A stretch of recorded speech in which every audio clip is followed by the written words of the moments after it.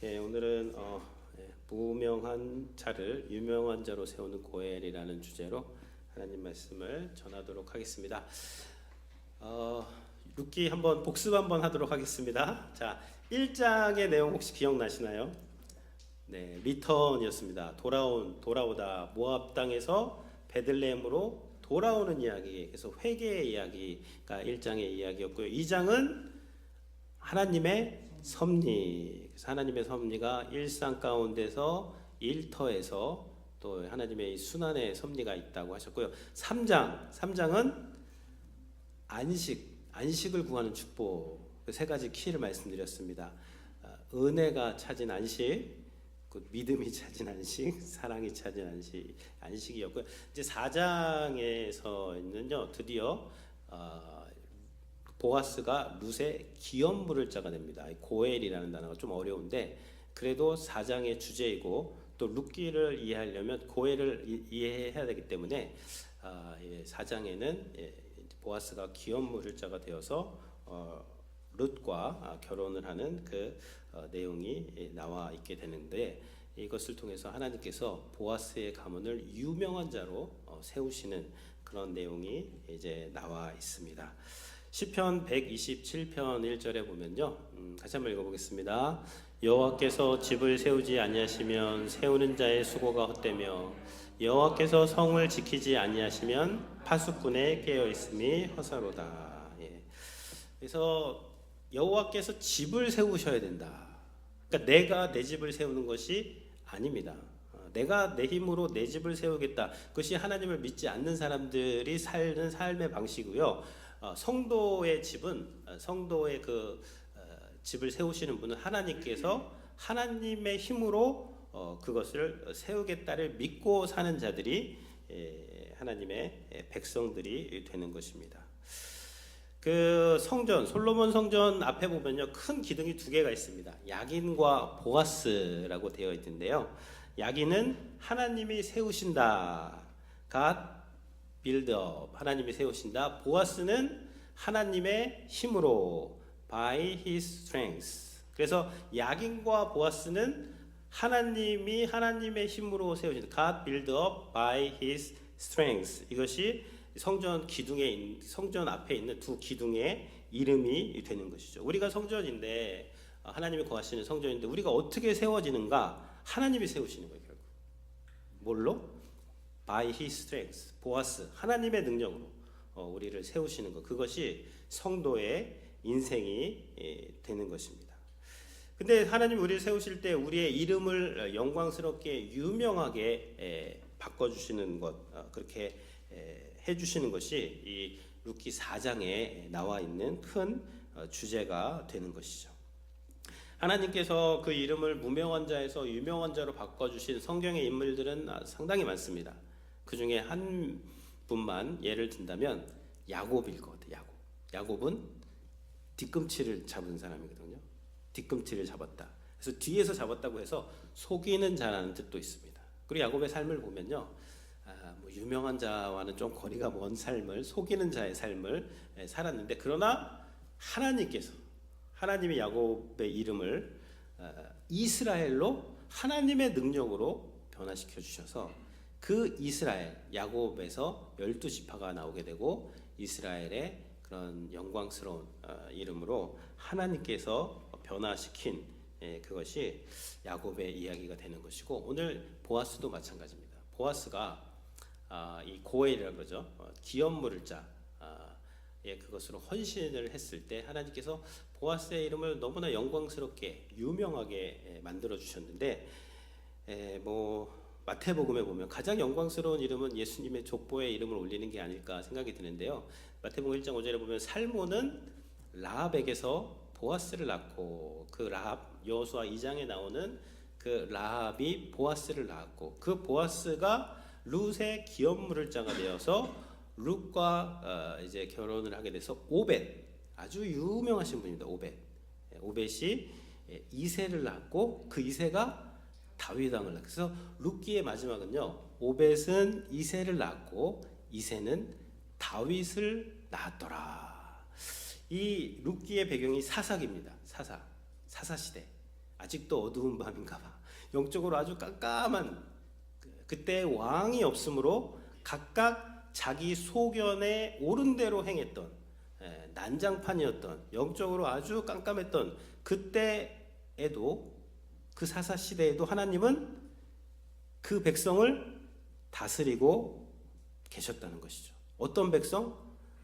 하나님의 말씀을 순종하는 이 보아스 같은 사람, 나오미 같은 사람, 룻 같은 이런 사람들을 통해서 하나님은 하나님의 역사를 이루어 가셨고, 다윗 왕이라는 이름이 이 사사 시대에 지금 등장을 하고 있습니다. 룻기에서. 그러니까 왕은 없지만 하나님께서 왕이 되셔서 여전히 그 백성을 다스리고 있다는 것이 룻기를 통해서 우리가 볼 수 있는 것이고, 이 보아스의 가문을 하나님께서 영광스럽게 지금 세우는 모습이 나오고 있습니다. 그 이 다윗에서 예수 그리스도까지 얼마나 이 유명하고 영광스러운 이름인지 모르겠는데요. 이것이 다 보아스가 기업물을 자로 헌신하게 됨으로 일어나는, 사장에서 일어나는 그런 일들이 되는 것입니다.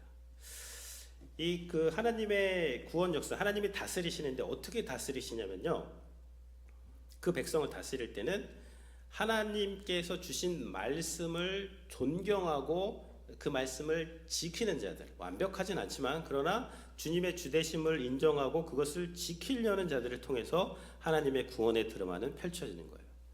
그래서 이 룻기에 보면 율법을, 하나님이 많은 율법을 주셨는데요, 그 율법에는 제사법만 있는 것이 아닙니다.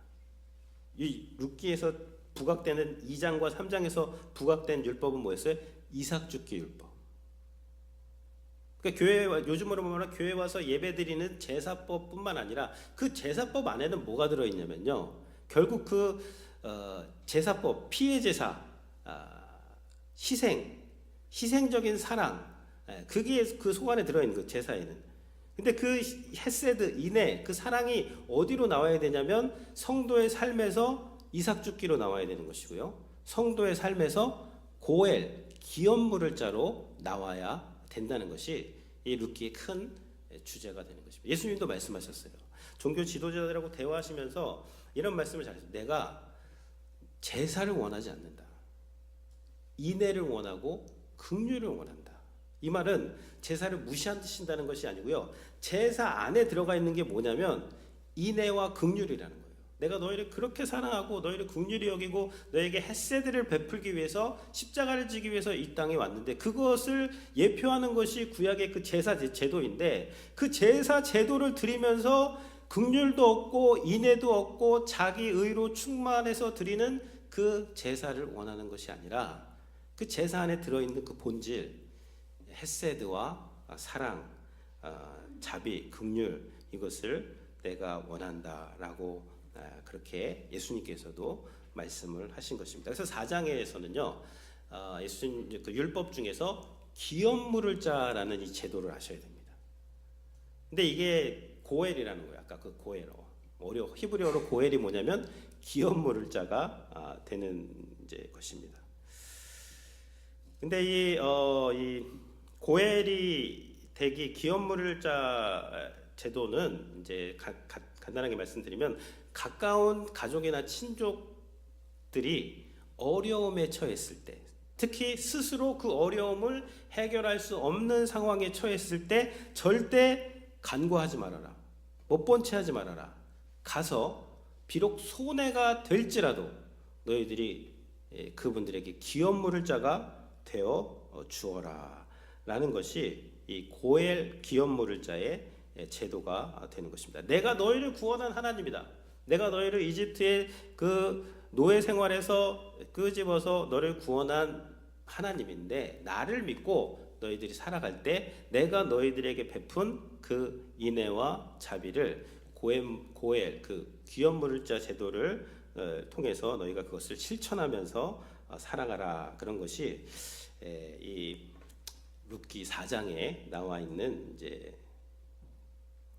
그 흐르는 주제가 되는 것이고요. 그렇게 할 때 하나님이 유명하게 우리를 만들어 주신다라고 되어 있는 것이죠. 그래서 1절을 한번 이제 보도록 하겠습니다. 1절에 보면요, 보아스가 성문으로 올라가서 거기 앉아 있던, 성문으로 올라갔다는 것은요, 지금으로 말하면 법원에 갔다는 얘기입니다. 왜 법원에 갔을까요? 기업물을자 제도를 이행하기 위해서. 2절에 보면 그 장로, 성읍장로 10명을 청하여 당신들은 여기 앉아 있으라 하고 그 장로들과 함께 이 기업물을자 법을 이행하기 위해서 그 성문에 앉아 있게 되는 것이죠. 근데 이제 저희가 3장에서 봤듯이 그 밤에 룻이 보아스에게 당신이 나의 기업물을자입니다 하고 청혼을 했어요. 그때 보아스가 나보다 더 가까운 친족이 있다. 만약에 그가 물으지 않으면 내가 반드시 물을 텐데 너의 기업을 무르다라는 말이 어려운데요. 무르다라는 말은 사다라는 거예요. 근데 사는데 나를 위해서 사는 게 아니라 상대방을 위해서 사는 것을 무르다 그렇게 생각하시면 됩니다. 그래서 그 밤에 그 나보다 가까운 친족이 있으니까 먼저 그에게 묻겠다 하고 새벽에 보냅니다. 그리고 몇 시간 지나서 아침이 된 거예요. 아침이 되어서 보아스가 성문으로 올라갔습니다. 그런데 거기 앉아 있는 거예요. 장로들을 청해서. 근데 마침 보아스가 말하던 기업물을 자, 그 가까운 친족이 지나가고 있는 것입니다. 여기서도 마침이 나와요. 우리 2장에서 봤죠? 룻이 우연히 그 이삭 죽게 하려고 밭에 갔는데 마침 보아스가 와서 짠하고 만나잖아요. 근데 여기서도 하나님의 섭리가 작동을 하고 있는 것입니다. 보아스가 기업물을 자가 되기 위해서 아침 일찍 성문으로 미루지 않고 가서 앉아 있는데 마침 그 사람이 지나가니까 일로 와서 앉아봐라. 그런데 여기 보면 아무개여 이리로 와서 앉으라 아무개로 부르고 있습니다. 룻기 전체를 보면요, 다 이름이 나와요. 엘리멜렉도 나오고 말륜, 기륜, 그리고 그 따라오지 않은 며느리 누구죠? 오르바까지 나오고 룻도 나오고 다 이름이 나오는데 보아스는 분명히 이 가까운 친족의 이름을 알아서 이름을 불렀을 것입니다. 근데 성경에서는 아무개라고 그렇게 기록을 하고 있고 이 사람의 이름은 나오지가 않고 있습니다. 이 아무개라는 이름이 펠로니 알모니라는 단어로 뭐 유대 성경에서는 so and so 이렇게 번역을 하고 있습니다. 아무개로. 근데 이 사람의 이야기를 쭉 읽어보면요, 기업을 무르겠다고 했다가 나는 못 무르겠다 합니다. 내 가문에 손해가 날까 해서. 그래서 내가 나를 위해서 내 이름을 세우려고 애를 쓴 이 사람은 성경은 그냥 아무개로 기록해버려요.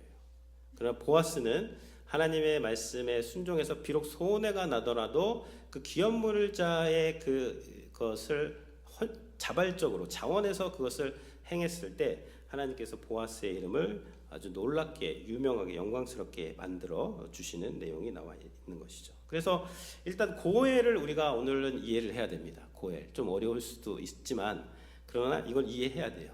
왜냐하면 우리가 구원받은 하나님의 자녀로서 살아갈 때 반드시 이 기업물을 자로서 살아가야 됩니다. 기업물을 자로서 살아가려면 기업물을 자가 뭐 하는 사람인지는 알아야 될 거 아니에요. 알아야지 그렇게 살 수가 있죠. 그래서 4가지의 기업물을 자의 법이 성경에 나와 있습니다. 이제 간단하게 제가 말씀을 드리면 이제 고엘이라는 단어는요, 영어 성경에 보면 리디머로 되어 있어요. 리디머, 구속자로 되어 있는 거예요. 사는 사람 이렇게 또 번역이 되기도 하죠.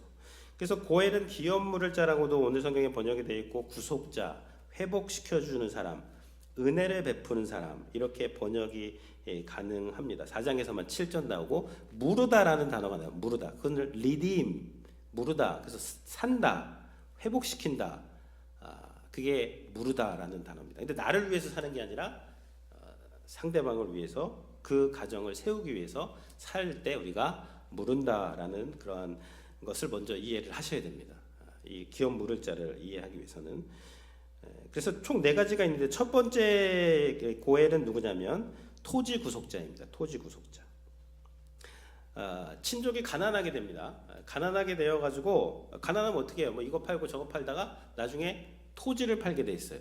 그럼 그 토지를 팔 때에 그 다른 사람 이방인한테 토지를 팔게 할 때에 그 가난해서 토지를 팔아야 될 수밖에 없는 그 사람의 가까운 친족 중에서 그 밭을 대신 사주라는 거예요. 다른 사람한테 팔게 하지 말고. 그 토지를 구입해 주어라. 근데 이것이 의뢰인이 부탁해가지고 의뢰인의 돈으로 대신 구입해 준다고 생각하면 안 되고요. 가까운 친족이 자기 돈으로 자기가 구입을 하는데 그 목적은 나의 재산의 증식을 위해서 구입하는 것이 아니라 그 사람의 재산을 보존해 주기 위해서 사라는 거예요. 언제까지? 신년이 오면 돌려주기 위해서 그 밭을 사라. 그렇게 말하는 레위기 25장 25절에 나와 있습니다. 만일 내 형제가 가난하여 그의 기업 중에 얼마를 팔았으면 그에게서 가까운 기업 물을 자가 리디머, 사는 사람입니다. 친족 중에서 와서 그 형제가 판 것을 물을 것이요. 물른다, 그냥 산다, 그렇게 생각하시면 됩니다. 그 판 것을 도로 사라라. 도로 사서 신년이 되면 그 사람한테 주는 것. 이게 첫 번째 토지 고엘, 토지 그 구속자가 되는 것이고요. 두 번째 고엘 제도는 무엇이냐면 가문의 구속자입니다. 가문. 이것도 간단하게 말씀을 드리면요. 형제 중에서 직계 형제들 중에서 형수나 제수가 남편을 잃었어요. 근데 자녀가 없습니다.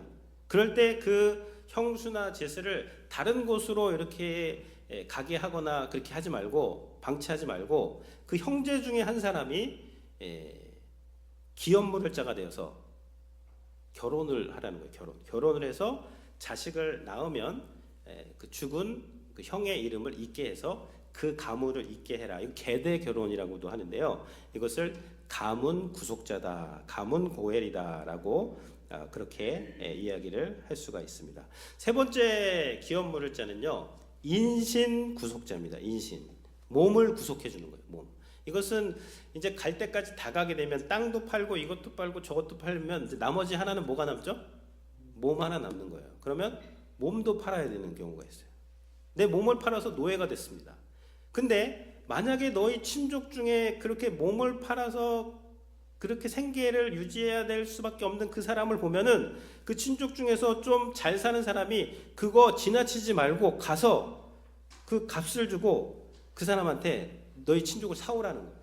사와서 희년이 되면 그를 풀어주고 그와 함께 있을 때도 노예처럼 대하면 안 된다. 삭슬 주고 돈을 주고 그분이 일할 때 이렇게 돈을 주고 같이 있다가 완전히 자유케 하기 위해서 값으로 사와라. 이때도 고엘, 기업물을 짜다, 그렇게 말씀을 하고 있고요. 네 번째가 이제 피해 복수자가 되어라는 거예요. 피해 복수자. 너희 가족이라든지 가문 중에서 억울하게 죽은 사람 있으면 그거 그냥 보고 넘어가면 안 된다. 그 죄를 관가하지 말아라. 가서 정의롭게 그것을 판결해주고 그 원한을 반드시 풀어줘야 된다. 그때 기업물을 자가 된다. 이렇게 네 가지의 경우가 있습니다. 자, 좀 어렵습니까? 자, 첫 번째는 토지 구속자, 두 번째는 가문 구속자, 가문을 구속해 주는 거죠. 세 번째는 인신, 몸으로 팔렸을 때, 네 번째는 복수, 피해 구속자, 이렇게 되게 되는 것입니다. 근데 이 네 가지의 핵심은 뭐냐면요, 다 너만 생각하고 너만 위해서 너만 괜찮으면 잘 되는 삶이 아니다는 거예요. 너의 친족 중에, 너의 가족 중에서 그 사람이 해결할 수 없는 어려움에 빠져 있을 때 가가지고 기업 물을 자가 되어 주어라. 그렇게 하면 비록 그것이 너에게 손해가 난다 할지라도 너희가 한번 그렇게 살아봐라. 왜냐하면 내가 너희에게 기업 물을 자가 되어 주었기 때문에 너희도 그 은혜를 받았다면 너희가 기업 물을 자로 살아서 너 자신을 위해서 사지 말고 상대방을 위해서 기업 물을 자가 되는 삶을 살면 내가 너의 이름을 영광스럽게 만들어 주겠다. 이제 그것이 이 룻기 4장에 흐르는 큰 주제가 되는 것이죠. 다시 4장 4절로 보면요. 그래서 이제 보아스가 장로들에게 쭉 설명을 한 다음에 설명을 합니다. 그 사람한테 4절 말씀도 같이 한번 읽어보겠습니다. 내가 여기 앉은 이들과 내 백성의 장로들 앞에서 그것을 사라고 내게 말하여 알게 하려 하노라.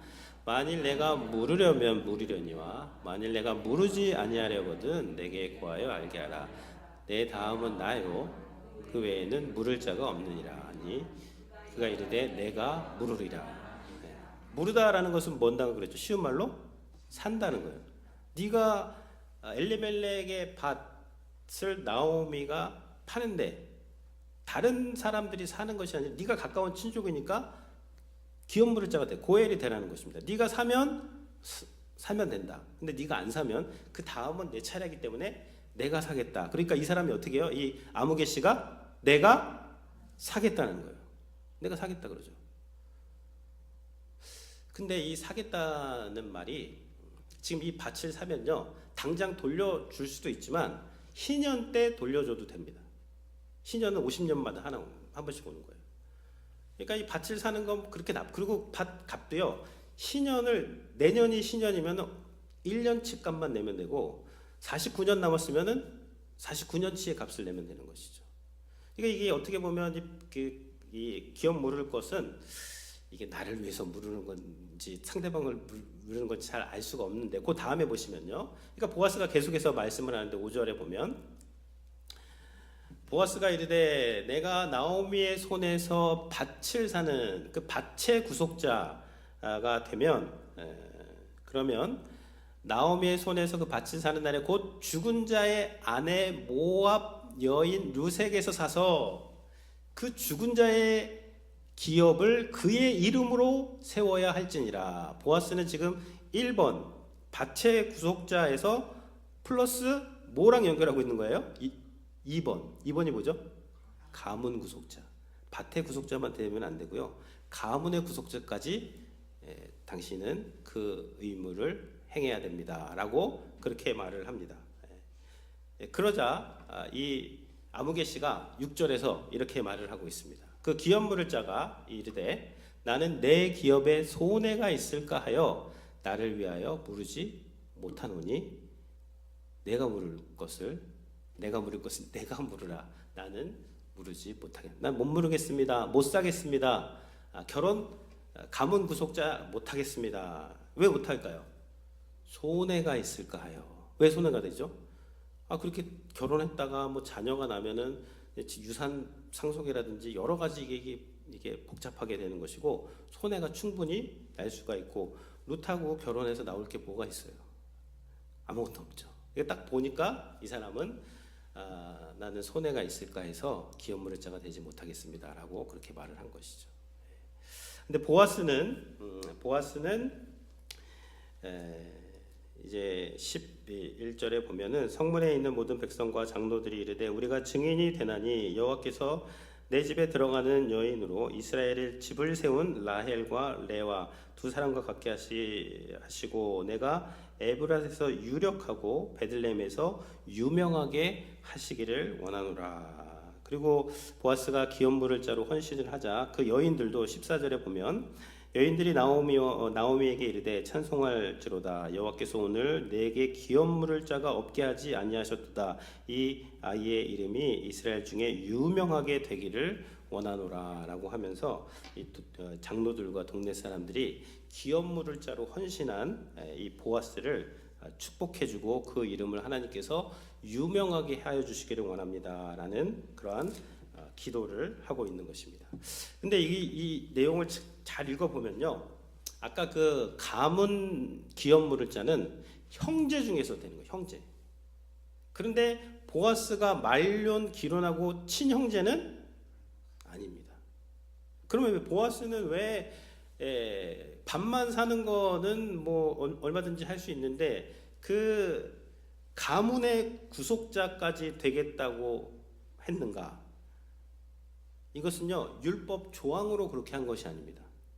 율법에 있는 그 기업 물을 자의 핵심을 보아스는 알고 있고 그 룻에게 그 율법 조항의 그 핵심인 헤세드 인애에 근거해서 기업 물을 자가 내가 된다, 내가 되겠다라고 그렇게 지금 이야기를 하고 있는 것이죠.